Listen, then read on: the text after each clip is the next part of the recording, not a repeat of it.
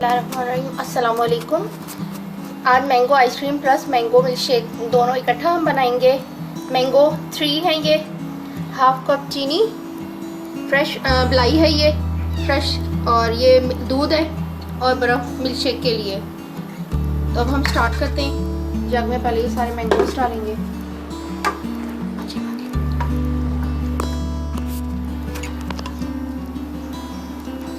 इसके साथ हम चीनी और दूध,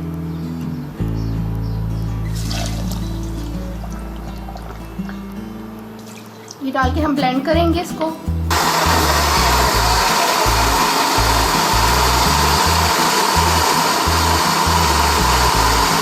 बाकी जो बैटर है हमारा, उसके अंदर हम क्रीम डालेंगे, फ्रेश क्रीम आइसक्रीम के लिए।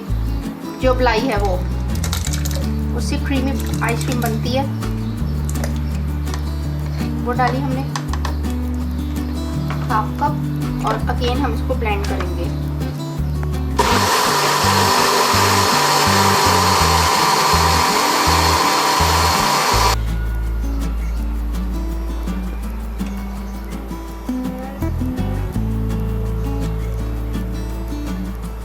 ये फुल क्रीमी आइसक्रीम हो गई है।